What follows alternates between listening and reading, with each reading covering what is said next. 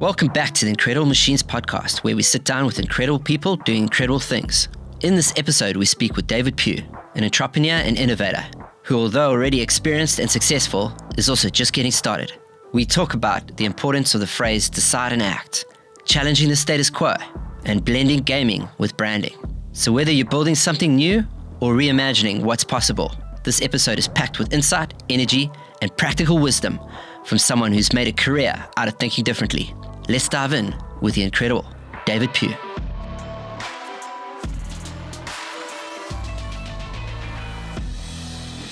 David was at DHS and it was a prefect. You were a prefect, I was. And so I was a couple grades below David. But just, I don't know if I've never told you this, and I'm sure other people have though, but you were like just the nice guy. Like that was a nice prefect. Yeah, no, I don't know if you heard that, but it was like, David, that's a cool guy. Like there was there's always a group of guys, like there's be the strict ones and this, but like David, that was a cool guy. Yeah. So, and I didn't have many interactions with you at school because you're a couple grades above me, but I always remembered you, and then I bumped into you in RCL and stuff. But born in Durban? Yeah, born in Durban, in Morningside, and I did live in Oz for a couple of years when I'd finished school in a later, sort of earlier part of my career. But yeah, Durban bred, and then I've just slowly moved up the hill from Durban through to Westville and now in Hillcrest. Okay. Yeah. And after school, after school, what did you do? Yeah, look, I might have been the nicest guy at school, but I probably wasn't the cleverest guy. So I did struggle my way through school, and I don't think it was, I wouldn't say struggling. It was the school system wasn't for me from, that's another topic we can talk about, school system and learning. And I loved what you spoke about earlier about this democratizing learning, because I think that's what you can do. You've got access to everything now. So I suppose the school system from an education perspective didn't suit me. I loved the sport. I loved the friends. I loved going to school. So I did try, like anything, my parents wanted me to try do a degree. So I don't know how, but I did qualify to get in, and I started at UNISA, and I was studying psychology. I've always been interested in psychology, and I think that's, moved over into this marketing world. So I did a year at UNISA. It wasn't for me. Gave it up. I did a 14-week desktop publishing course at Hurt & Carter because I've always loved creative. I did art and technical drawing at school, and then dived straight into the working world. I actually started at a business, Johnson Workwear, which was probably the foundation for my career. It was a fantastic learning for me. I had a great business mentor there, Nick Johnson, who actually the business named after him. And going back to that quote, I think that's where decide and act comes from. This was a man, he decided and he acted on things. And often he would make decisions and customers in the market would go, oh my gosh, no, this is finally it. And he's made the wrong decision, and it wasn't. It was the right decision every time, and he actioned it, and he went forward, and it's been a phenomenal growth story, that business. So that Johnson Workwear period was always a very big foundational part of my career, and I loved every minute of that. What do you think? What was different about that particular individual that made him decide and act? I must just be this entrepreneurial mindset. I mean, he was an entrepreneur. He took the business over from his father, but just built in him. I think and I've seen it when I learned from that decision and action.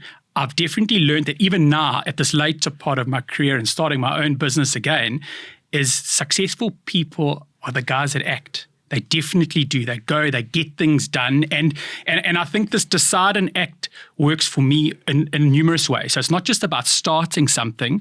I've launched 2 products now, 2 brands, and we'll talk about that a bit later. But not both of them might not work. Something's going to fail. Decision and action then still comes into play. Have a look. Is it working? It's not. Decide, act, change direction, drop it, move on to something else. So that's why I've tried to keep this at the center of everything I do, this decide and act. And I did. I learned it from Nick. I think he was fantastic at that. And I think it is a skill you can learn, but I think some people just have it naturally in them. And I think he just had it naturally in him. And I think it's interesting when we were talking earlier, and I said, so what I got from Pepe, I mean, there was so much in that episode, but there's stuff that you learn and but you don't do. Yeah. And I keep reminding myself that I've got the purpose.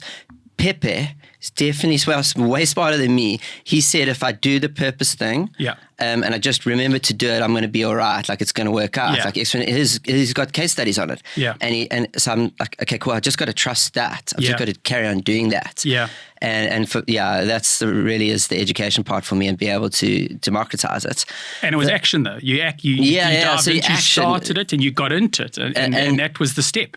And then so there's a few things. Had you tried your own thing after Johnson Workwear? Yeah, I did. So I'd in that role, I'd always been in a customer role, sort of sales fronting, which is fantastic, because I think whatever you do, selling and customer is a very important part of any type of business. At the end of the day, that's what you're doing, is selling.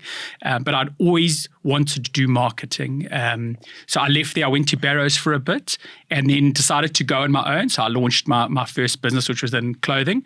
Lots of massive learnings. I will never get back into clothing again. But it was fantastic. It was a great journey. I learned a lot as well. But I suppose when that was at a stage when that business wasn't working, I had to make that decision and act. And I moved into a corporate role at RCL Foods. Yeah. Which was also a fantastic journey. Yeah. I mean, there's some incredible people there too, I think. And they've got it is a very interesting story. I think a lot of they were taking the best from Unilever and the best from all these high profile companies and building something there. Miles Daly, and he did a phenomenal job there. He's definitely an incredible machine. So that's when we met again. Yes. I remember that. And I remember working together, and you were one of the founders of that youth studio. I think it's the studio. Yes. Studio X. Studio X, yes. Sorry. And then Studio X. And then from there, I think it's one of the big things that you've taken over is the gaming. I want to hear about that gaming experience and campaign. So RCL was a phenomenal journey. I learned an incredible amount there as well. Just even big corporate lessons, but and got the ability to create some really cool innovation. We really pushed the boundaries, especially for a large FMCG business. At the time they made peanut butters and mayonnaises, and the business backed the idea of actually creating a gaming platform. I've always been passionate about connecting with consumers in new ways. Gaming is massive. It's I think it's bigger than movies and music now as an industry. In South Africa alone, there's 27 or 28 million gamers. And I think people, when they think gaming, they think, okay, someone's sitting in their basement playing on a PlayStation. It's not. Gaming world I think there's the highest number of gamers is in middle-aged women between 30 to 45 years old. And it's mobile gaming. If you think of Wordle, things like that, if you're playing that on your device, you're a gamer. Mm-hmm. It's not just PlayStation. So Wordle is gaming. So I remember even dealing with a senior MD at a large business, female. We were talking about gaming, and she said, well, actually, her and her family are so into Farmville that she has to bribe her mother-in-law with Farmville gems to get her to babysit the kids on the weekend. And that was it. It just clicked for me. Like, it is. And everyone, when we launched the game, well, who's your target market? Well, my target market's everybody, because I think it just does connect with a huge, huge audience. So they're very fortunate. The business decided to back this concept. It was called Wild Space. It was developed around a whole lot of different gaming initiatives out there. Fortnite. I don't know if you know the world of Fortnite. So you've got to get feedback. Yeah, exactly. I bought him. He bought virtual shoes the other day. I was a bit annoyed about that. 100%. So you've got to get V-Bucks to buy these virtual currencies. And where brands were clever, they then started tapping into that. So the Samsung Galaxy skin was a skin that everybody wanted to play with. The only way you could unlock the Samsung Galaxy skin was if you bought the Samsung Galaxy device. They gave you a code and they let it unlock. So this little skin is running around the world of Fortnite. All the players are going, oh my gosh, I want to get that skin. How do I get it? Okay, cool. You buy that device and so brands started tapping into that world. I mean, I'm not embarrassed anymore about it. I'm a big gamer. At 44 years old, I think my Fortnite collection of skins is worth about 25,000 Rand. So I've got about 200 skins in my personal collection. So, wow. but you've got to spend to get V-Bucks. So we created this platform called Wild Space, where You created little skins, so we've got our own IP of little characters, and then brands could come and tap into it as well and create their own characters. So we had some Omar Rusk's characters, we had some Yum Yum peanut butter characters, Unilever jumped on board, and we had some Axe characters, and you could bring a brand like deodorant into this world of gaming. And then what you needed to do, you would go into your grocery shopping, you would get a QR code on your till slip, scan that, and would unlock this virtual currency called Wild Bucks, which you would then go and buy your characters and your digital skins with. So when I left RCL Foods, I was also very fortunate enough to be able to take over the platform and have now, that's one of the innovations that I'm driving. And watch the space. We're launching with a pilot that actually kicks off today. I'm going to set up after this podcast, and we're actually doing a full campaign where one of the big learnings was that digital is still quite a difficult reward mechanism. People still love tangible things, collectibles. So we've got a range, and we've called it Cosmic Clash, and there's a range of collectible cards, like that Top Trumps game where you come in and each character's got stats. You'll now go into the store for every 250 Rand you spend, you'll get a free pack of collectible cards that you then can collect up, and over 65 cards. It sounds like a plug, but I'm so passionate about this space. And it really is a case study to showcase what this Wild Space platform can do. So we've now mixed this digital and this physical world together. So it's really, really exciting. Interesting. So it's going well. You've got gamers and you're tapping into... Yeah, we've got the first season, we had 110,000 downloads. Huge learning. And I think that's something we'll talk about as well in this innovation side, is that you can't wait for things to be perfect. So there was lots of learnings. The first game that we developed in season 1 was probably too complicated. It was more like a Clash of the Clans type concept. So gamers loved it, but your casual gamers, it was a bit too complicated for. So the season 2 that we've launched is called Rocket Racer, and it's built on that hyper casual gaming like Subway Surfer, which has been going around for, I think they've got 4.5 billion downloads, and they've been going around for about 15 years now. So you'll download this game, and now you can race different planets, put your different characters on different scooters and rockets and hoverboards and all sorts of things. And then the idea is that a brand can get involved themselves, and you can actually, like Roblox, that's why I say there's lots of different initiatives that we've taken thinking from. So a brand can come in the Wild Space platform, create their own world. So they can create their own little planet, their own set of characters that gets unlocked when you buy their product in store. And then you can have, so for example, in the season 2, we had the Omar Rusks, where we had these little Omar Rusk space grannies that would ride on a hoverboard, and you had to collect Rusks through the Omar Rusks world. So it was, and it was just, once again, that thinking of how do you connect with consumers in a new way. You're just running social media posts the whole time. How do you get consumers engaging in entertainment? And much that point we talked about earlier, you're scrolling through social, and ad there, your attention span's 2 or 3 seconds. It's not interesting anymore. Gaming, once you're engaged, you're locked in. You're engaging with a brand for 20, 30 minutes at a time, because you're now, as a brand, adding value to the shopper or the consumer's life and something that they want to engage in. So yeah, it's a really exciting space. As I say, in all innovation, you've got to learn, pivot, change, operate. I suppose that was probably the one reason why I left corporate, because corporate is not startup mentality. And I think when you're building innovation, you have to have startup mentality. You guys will know what it's like building a startup. There's no business plan. You got to have a direction that you know you're heading. And I always say tourists have a map, explorers have a compass. And I think as a startup, we operate with a compass. We know the direction we need to go, but you're constantly changing direction, learning, adapting, moving, making sure you're heading in the right action. There is no map. And I feel that innovation just needed that space to breathe. And that's where I believe there's an opportunity for an ecosystem where large corporates, and I think they're doing that well in the States now at the moment, is that let entrepreneurs build brands, let them operate, let startups go and run, and then corporates are great at scale and rolling out, and they've got route to markets, and then partner with those startups and then add the value where they can as well. So yeah, that's what drove me into that space going on my own, because I truly believe that innovation needs to be run, like you said earlier, with wings off and just go. No parachute holding. Yeah, you're unleashed at the moment. That's for sure. I'm unleashed, and without a doubt in my mind, some are going to fail. Without a doubt. I mean, that's the beauty about it. I always use the story with TikTok. The guys, I think it's ByteDance. When TikTok was launched, they had 200 apps on the market at the same time. TikTok was the one that went, okay, guys, that's the one that's working. Let's scale on it. Let's get behind that and let's drive it. But they had they had a team developing and 200 apps on the market. So you've got to have innovation out there. And I think that's where the startup side is, these two brands that I've launched now.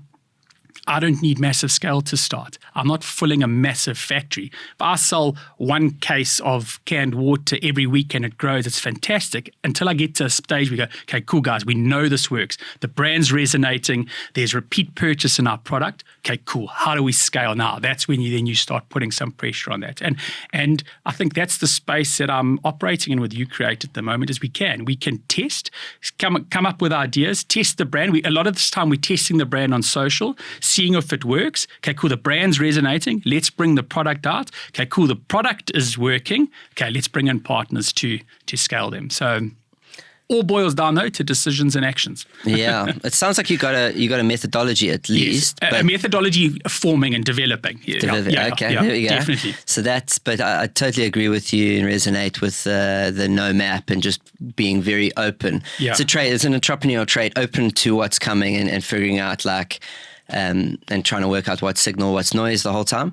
The thing that you said, and we talked about the podcast earlier, but I had this of advertising and in general was I feel like it falls into three categories, and it's either it's either entertainment, it's either education, or it can be both, or it's interruption. Yes. And I think all of it, and then frequency of an ad can be entertaining, it can be educational at first, and then it's just entertaining, and then the more you see it, it becomes just an interruption, and it's just and when it's an interruption, people scroll. Yeah. So the remarkability, and we call it incredible here, but you got to make incredible things, and I love that mindset that you have of and there's going to be a lot of failures. Yeah. That doesn't feel good. I was actually, we were in Joburg recently, and I was we I was at Famous Brands. Yes. And I was like, I've been here before, and I was we came to sell them Wi-Fi. Yes. We came to sell a Wi-Fi system, and we're a digital marketing agency. I was like, what were we doing selling Wi-Fi? It was we get excited about stuff and just want to sell it. Yeah. Because I think you said it earlier, and I used to say this to developers, any designers, copywriters, creatives that would come in. The first thing you are is in sales, guys. You're always selling something. Yeah. If you want me to brief you, I need to be sold on what you can produce. Yeah. So you're always in sales, and I can see you definitely take that on and go. Totally. I love words. So they mean a lot. It's exactly like it. It's almost you're moving away. It's not sales and marketing. And I read it somewhere. It's marketing. I mean, that's exactly what we got to do.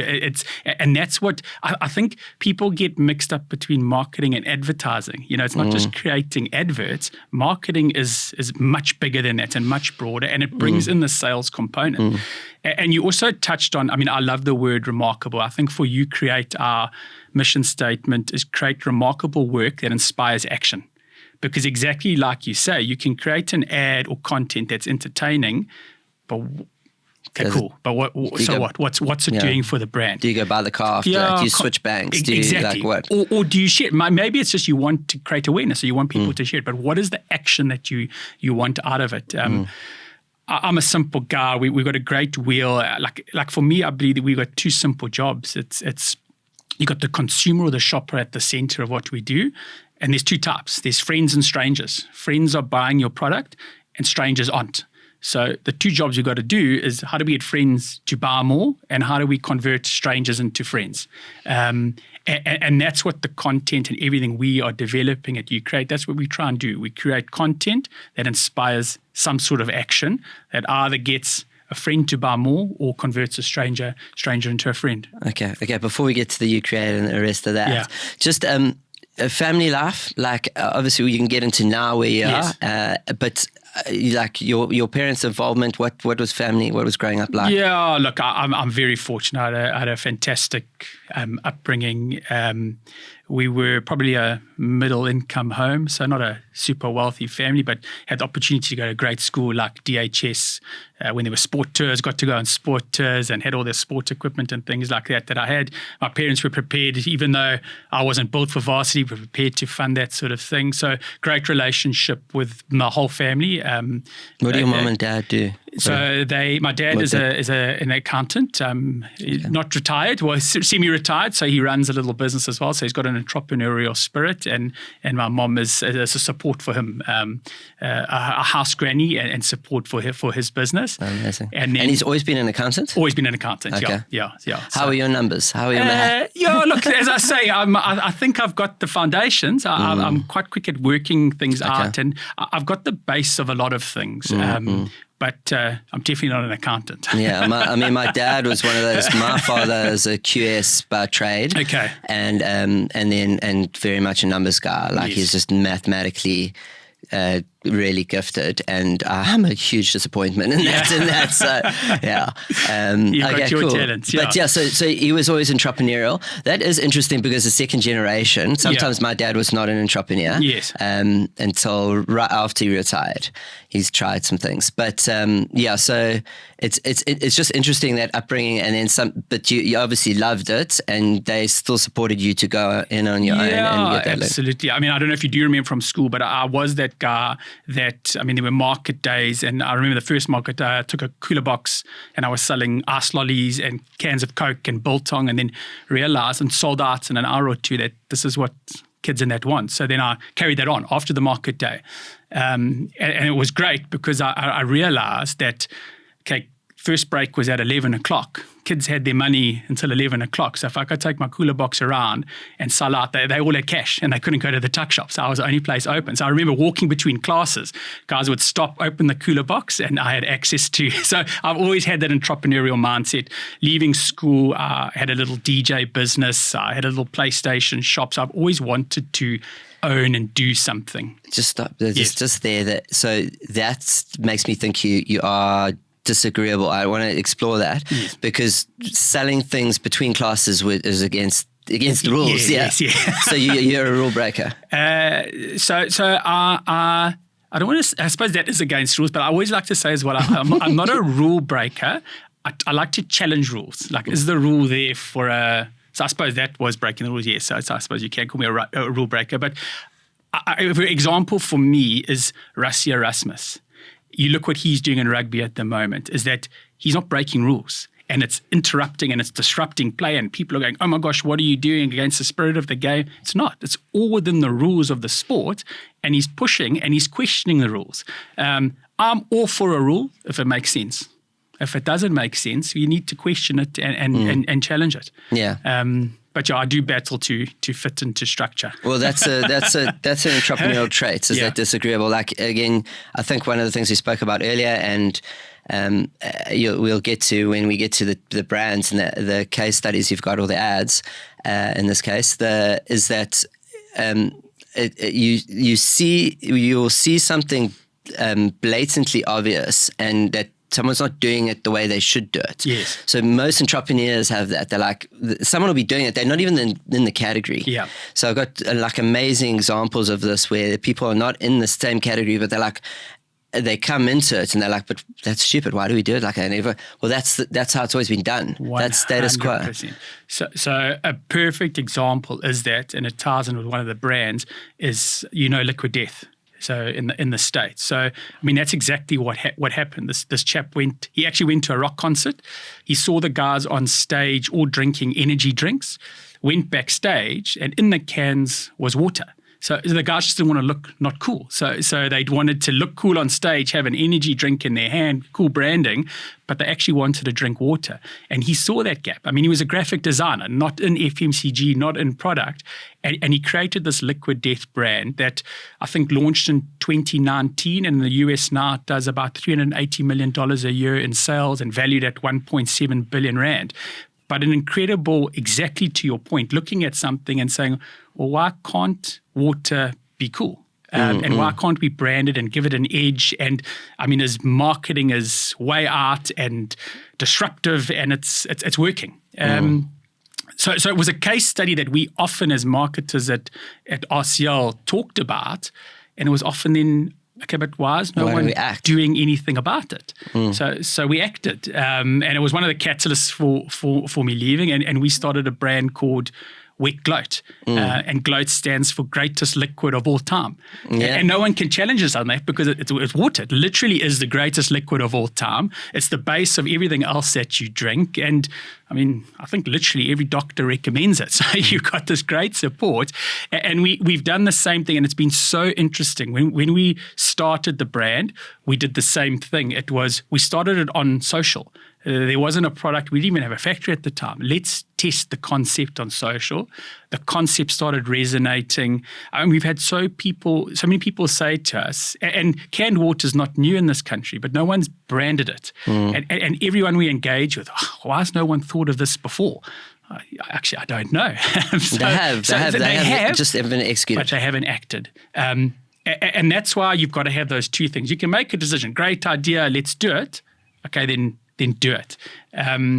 So it's been a great story. It's very early. The brand has started to take off. We've got it on a D2C e-commerce store, which has now started to pick up very nicely. And then our target is to work on the hospitality industry. You know, we always say you stay at these beautiful hotels, 3,000 Rand a night, and next to your bed is this cheap plastic bottle of water. You know, why not have this beautiful premium canned mountain water? It's straight from the mountains. It really is the greatest liquid of all time. And have this beautiful can of water next to you. Or if you've got a beautiful whiskey, you pour a nice whiskey and then you pour it out of this plastic bottle. You know, rather have this cool branded water that's supporting your drink. Just the thing you've got there has made me think it is an entrepreneurial trait, but there's a bonus one that I know of too, but the conscientiousness. So we talked about, I've spoken about this a few times, but there's probably, if you go to the coffee shop across the road, there's creative people in the coffee shop and they might have the plan that will like cure everything, save the world, whatever. Yeah. They have the best ideas on paper, and the problem is they're not conscientious. They don't get the thing done, so they don't act. Yes. So then you miss 100% the shots you don't take. Yes. Huh? Yeah. So that's the first trait. The other thing that I'm picking up from you, and why corporate would have frustrated you, and like I said to you earlier, my corporate life is like, my experience was TBWA. It was a big agency. It's 150 strong in Durban, but at the time I was there, but it's still, and you had to phone New York to get stuff approved, and that was the frustrating part. But it was still agency. It wasn't like a corporate like we were talking about with you.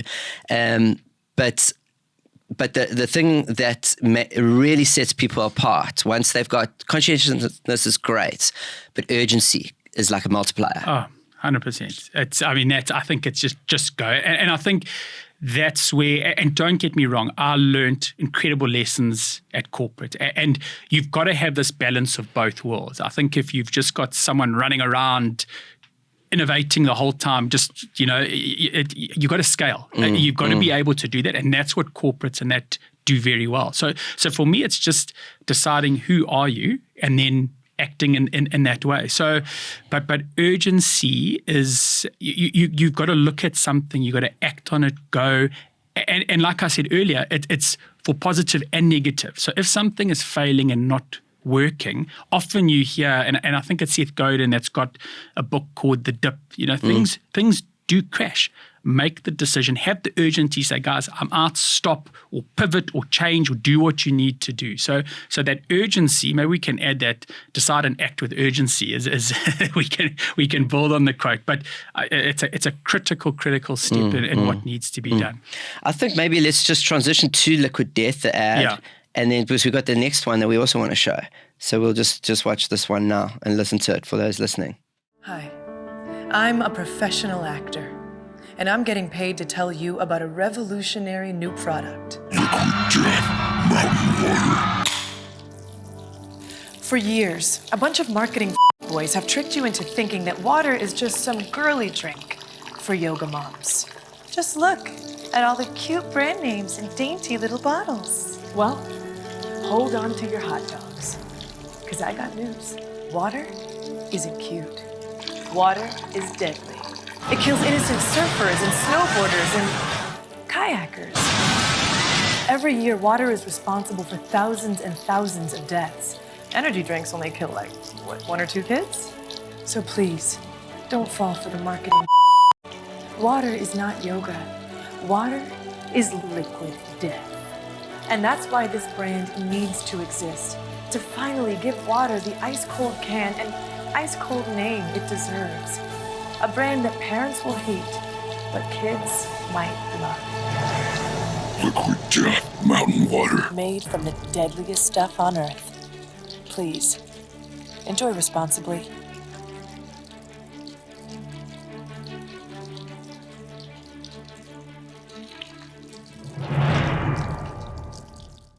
That's cool. Murder your thirst.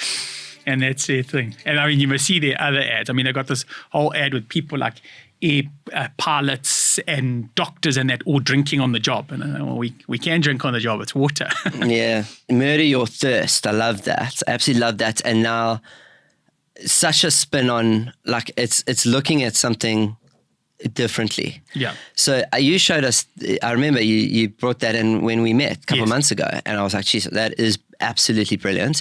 And it's such a different take. It's very creative. And you said it was, you've just explained that story. Hey, it was a graphic designer that came up with it, Yes. with the insight that these guys are doing and they just want to look cool.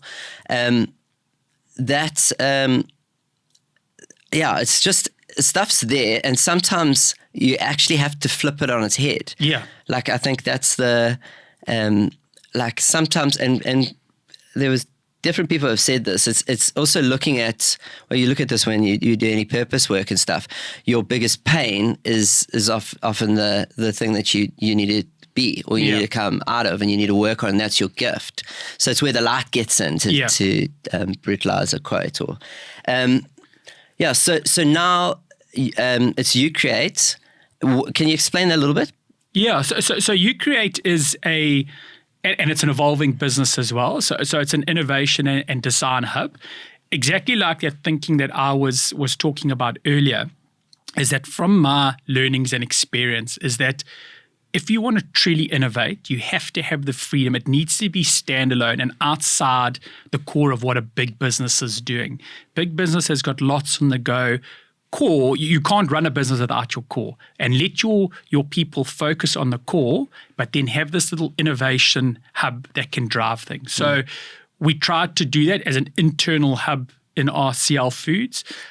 My belief and learning is that you still, even as a separate hub, it's still plugged into the core, and it had the restraints around what the rest of the business.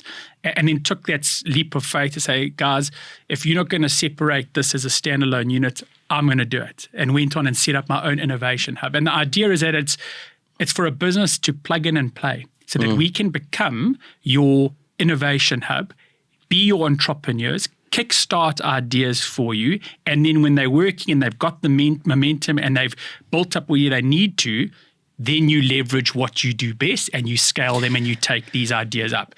These products that I started was, when you start up, you got no customers. So I had to create my own case studies to showcase what can be done.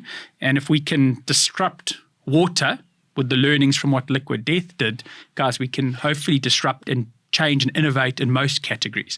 So it started as our own case study and has now evolved into a product that's going live into the market. Okay, so I love that, like this, so because the AI enthusiasts are doing this now, where you don't have to hire them, you can, the word's escaping me right now, but you just hire them for a certain amount of time they come into.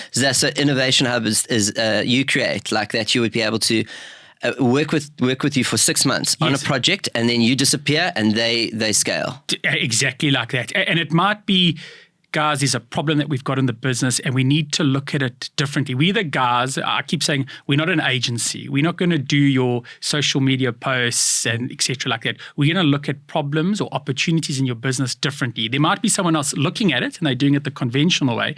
We come in, we've got a little Maverick manifesto. We come in and look at it a bit mavericky, like a real entrepreneur, and we build. So it might not even just be a product launch. It just might be taking, okay, how do we do something different with our brand? How do we look at a problem in our business differently? I've built quite a cool, we've got some internal players in the team, but then I've got a good network. And because I think often what happens as well is, and I've seen it being on the brand side, every agency will push what they is this about. I mean, you're a podcast business, so when you go see a client, you're going to say, guys, podcasting is the right solution. I'm saying you create will come in, we will find and solve the right solution for your business. And then through my ecosystem, we go, actually, what you need is you need podcasting because that's good. And here are the right guys to podcast. Or what you need is gamification. Here are the guys that can gamify it for you, or et cetera, et cetera. So it's coming in almost with an unbiased mindset, truly looking at a problem and then bringing in the right partners in the ecosystem to help build and solve that problem. And then letting us run. Hands-free, go. We report back in and say, this is where we are, this is what we're doing. And then guys hand over when the time is right. So fractional was the word I was looking. Like you can, it's just like, I think it's absolutely brilliant. So, and to what you've said there, so when you have a hammer, often everything looks like a nail. So we've got a studio, we do podcasting and we look at it, but we also, so we are often very biased and we have to be aware of that and pull ourselves back. I love we work with insight before idea and idea before execution or channel. And sometimes that execution is a podcast. Yeah. But you got to put that aside. So I think, and one of our pillars is and specialities is performance marketing, and that's in the data and stuff. Yeah. But you can be overwhelmed by data, and that's I think what happens in the big corporates potentially. They get overwhelmed by data, and then it's easy to look back in hindsight and go, that was a bad call. Yeah. And then that's scary because you're going to be wrong. Yeah. And the data would have you missed something in the data because you can always, for hindsight, you'll find the thing. You can, whatever you want, data can build any story. Exactly. And I love, sorry, do you want to? No, go. I love data. I think it's a imperative part of a business. But through it, we've almost lost a bit of human logic and human gut feel. The guys used to tease me in corporate because often when we had ideas, I would say, well, it's the David Pugh gut feel index. Normally it's about KPIs and things like that. And that's why I also love Rory Sutherland and how he talks about it in the human behavioral side. So humans are weird, no matter what the data says. I always use the example of Crocs. Any testing in the world, Crocs would have failed. But it's like one of the biggest brands in the world. I don't know why people like Crocs, but they love them. And it takes off. Data would have shown you the opposite, I think, if you had tested it at the time. So you have to find this balance between data, reading it properly, not creating the story you want to hear, and then there's got to be a room for human logic and gut feel. So there are two things there. There's that there can be too much data. You can get swamped and then you never act. Yeah. Or you can just skip the insights and not take the one and fail to act in that way too, where you just get, I guess it's I want to get to this Grootman that you talked about. Yes. And it's like, I watched the ad you sent and I was like, where did you get it? Right at the end, there's a little piece, and we'll have to explain it because the listeners, it's a visual cue that you took, and so let's play the ad, and then we'll talk about how you got to Grootman. Yeah. New Savannah Neat. It's giving whiskey. It's giving aged in a barrel, but in a fridge inside a barrel. It's giving big timers from Limpopo with big sunglasses and tight designer outfits. It's giving offshore accounts, long lunches, and brown envelopes. Relax, ice boy. We don't need ice today. It already comes chilled. Sister Bartender, pass him a Savannah Neat.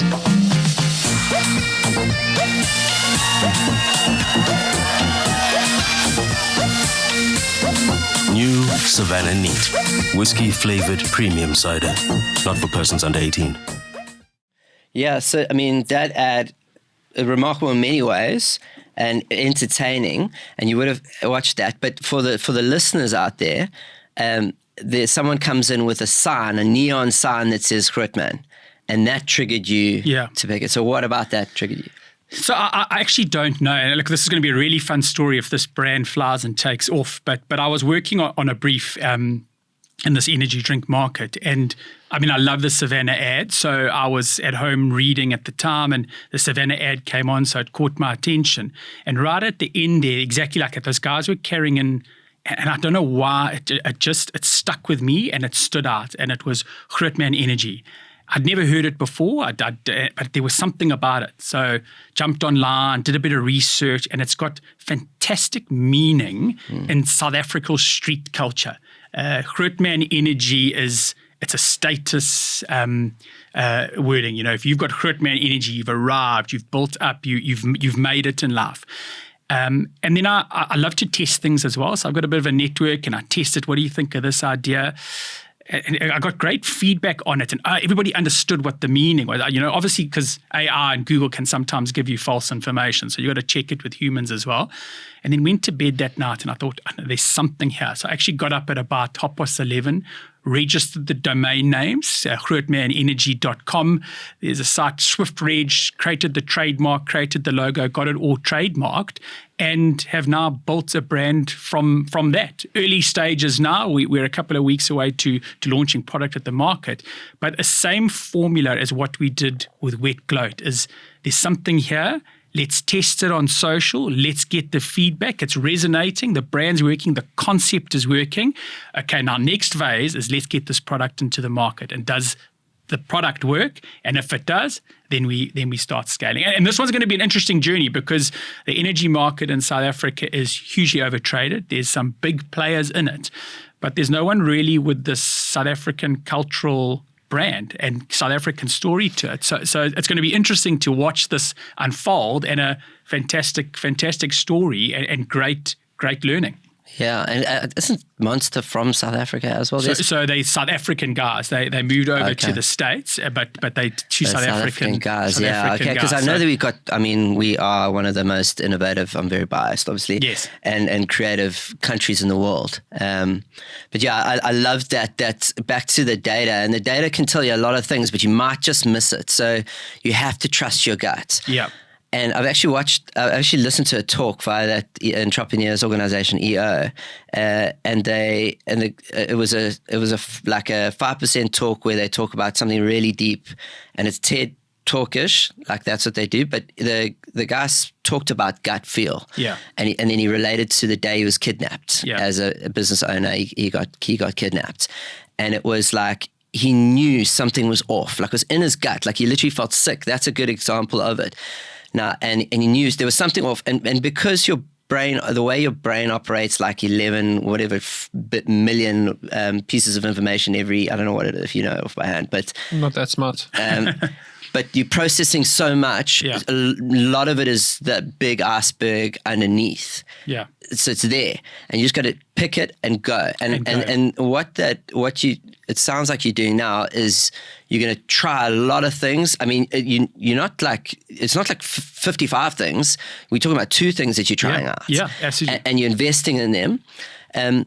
How are your feedback loops now looking? I want to understand, like, how do you know that, like, you tested the market, you said you spoke to friends, they told you, and then you speak to a broader audience, then now you get in market. What's the feedback look after you in like a spa and you reseller? So look, the big thing, like we spoke about, it goes down to sales. So you've got to show not just purchase, but repeat purchase. If any product's going to work, that's what's going to happen. People can think, the brand's amazing, this is so cool, I love it, but they never end up buying it, or they do, but then there's no repurchase. I think a fantastic example, and I know it's massively successful in other parts of the world, but is Prime and what happened here in South Africa with Prime. Before it went launched massive to market, I mean, kids were paying 800 Rand just to get their hands on a bottle. And I know on social, they were not even having a product, I've tasted it, I've had a sip. So there was so much hype around it. It then exploded onto market. You could get it for 39 Rand, it's easy accessible. I think the feedback I heard was one of the worst tasting products that anyone had ever had. There was no repeat purchase. I even saw it with my own kids that all they wanted was hype. We stood in queue. We got the 12 that we were allowed to buy on opening day. We'd never been back to buy the product again. So repeat purchase is, at the end of the day, that's what you're doing with a brand. You're trying to make a sale. You're trying to make sure that people, okay, it's adding value to their life, whether it's a price point, whether it's a brand they connect with. They come back, they repurchase it. That's the next sign for success. So you can then go, that next phase is going to an investor, or if we've plugged in to a bigger business, say, guys, the brand's resonated. We've done the actual market testing. That's working. There's repeat purchase. Okay, now this is what you guys do well. Scale it, get the route to market, and explode this to market. Cheap as that? Okay, that's very interesting. And actually, you made me think of that. I wonder if it's American in the way that they do it, or if it's just a capitalist thing and people are doing this method of business. Is like, because it made me think of Trump coin for whatever reason. Yes. It's like get in and get out at the peak, and just so I wonder if the prime guys are still actually invested. The originals are there. Because if you're playing long games and there's the repeat purchase is the important part. No one's going to come back. 100%. So look, my understanding is overseas and in the States, it still does phenomenally well. It just didn't work here. So the brand still operates and goes, and then they've built it here. And I think that's why, for me, the corporate side of when I was at RCL, that's what those guys do well. They know how to take a brand, maintain it, grow it, get it going. They've got brands that are 80 years old that are growing and moving forward. So exactly like that. I think that is also often what happens, is that you get guys like me. My skill set is kicking off, starting, breaking through the wall, cracking it. I'm probably not going to be very good at if that grow into 100 million Rand business, running that and managing it and maintaining it. You have to bring the right people in. It's about knowing where your skill set is, bringing in the right partners, and doing what everybody does best. Innovation and success is an ecosystem. I think you might be putting yourself in a box there, but it's the box you want to be in. Yes. I think, because of the experience you have. For whatever reason, I think businesses like that, they take things that are working already. Yes. And then they scale it, and that's because they have the logistics set. Exactly. It's done. Yeah, they've already got one that's working and is everywhere. So let's just ship more of that. Let's get one more truck. Yeah, and that sort of stuff, which you know how to do now because you have that. But it doesn't interest you. I think right now, maybe it will. Maybe it will. It could, and it will evolve. But right now, it's this fractional innovation and trying. And I totally agree with you in the mindset of like doing the thing you do. So coming up with innovation, like that's what we do in this podcast essentially. Exactly. Do the thing you're doing.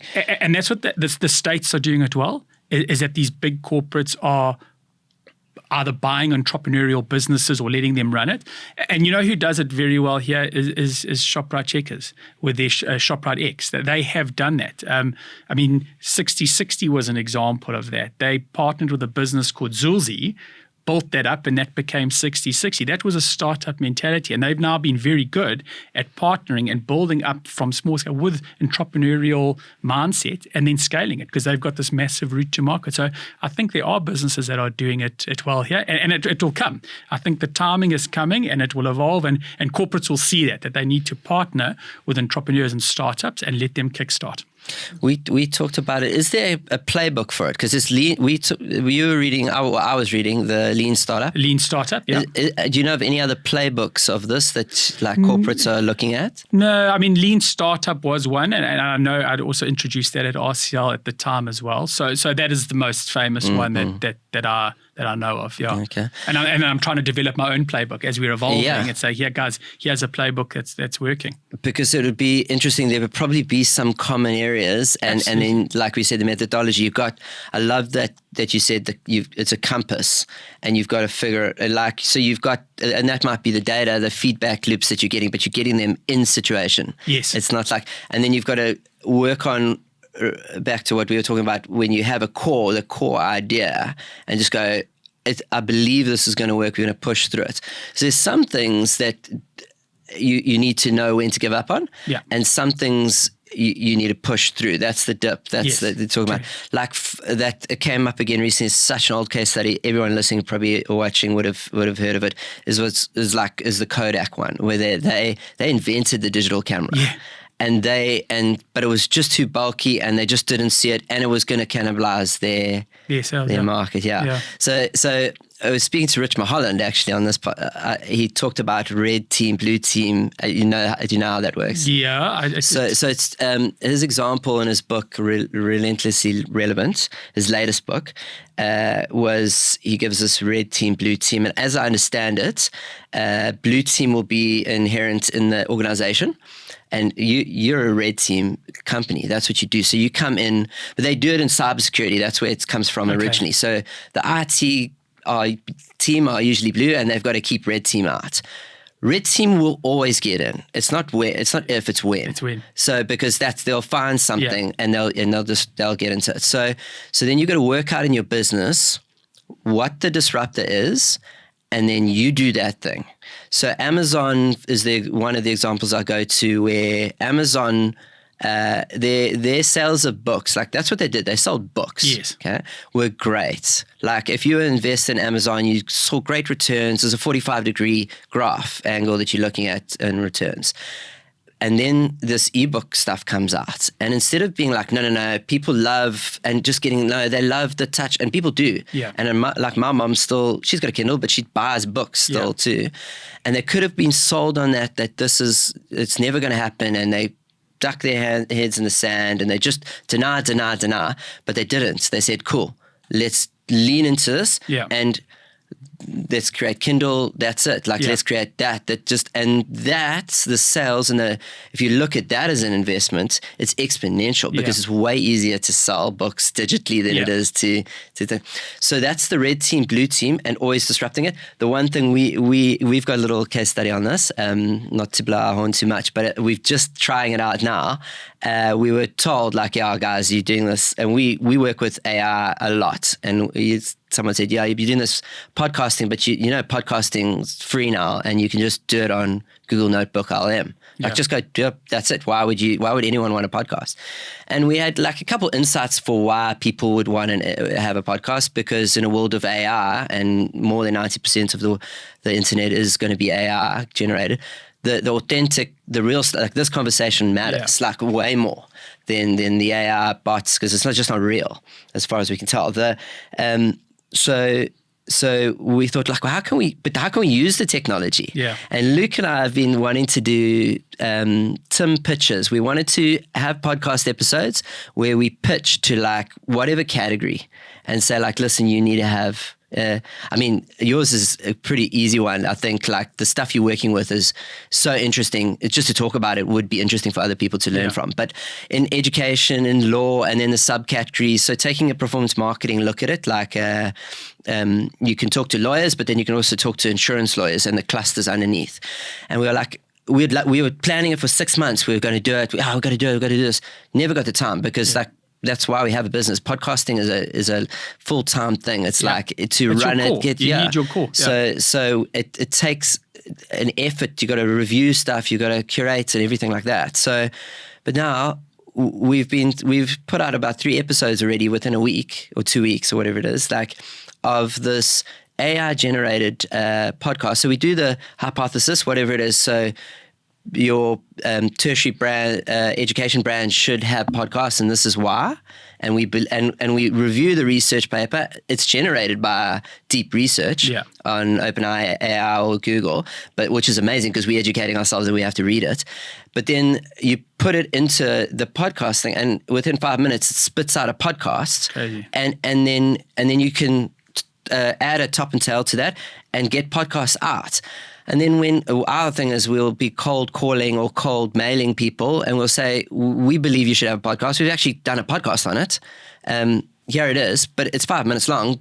And if you don't have the time, here are the 3 key takeouts. Yeah. And that's it. And we've just literally done that. That's so cool. So that's the red team, blue team. I think I would love to know, what the playbook is for the red team, because it's so exciting. You actually develop the two. I think the blue team is being done already, and the red team is always going to be. I must look at that. Yeah. So one of the questions we ask often, and we didn't get to this at the beginning, but if you could go back now to when you were a kid, say your 16-year-old self, what would you tell yourself? Yeah, I mean, it's such a difficult question. I've never really thought about that, because I don't have any regrets or anything like that, because I do have this learning. You don't have tattoos, do you? I've got no tattoos. I want one, and that's probably the reason why I don't, because my mind's always changing and looking in different directions. I'm saying that's actually quite permanent. I don't know what I would decide on. But yeah, I mean, it's and it's what I tell my kids now, is just, especially nowadays, curiosity is king. You have to just be open-minded. You've got to be learning. Just look at things. I think I went through a patch where I got a bit lazy, or what's the word, complacent. And then you just get caught up in life and carrying on. And I think just never get complacent. Constantly be curious, constantly be looking at things, looking at opportunities, and decide and act, make decisions and act on them. So you go back and tell yourself, I mean, it's great. Sometimes people do say they go back and tell themselves the quotes that they have there. In terms of your incredible machines, you mentioned Johnson earlier. Are there other ones? Do you have incredible machines in your life? Yeah, look, I have the RCL was an incredible experience as well. I have a spiritual side to me as well. So my faith is a big part of what I'm doing, and that helps me with my decisions. I say there's IQ, there's EQ, and then there's SQ, which is spiritual intelligence. So I start the day with my sort of Bible reading and meditation, and just free your mind. And so spiritual intelligence is quite a big part of everything. That's my incredible machine. That helps me with the decision making and helps me guide me in where I need to act and where I need to decide. Super. You don't often hear that on a business podcast, I don't think, but no.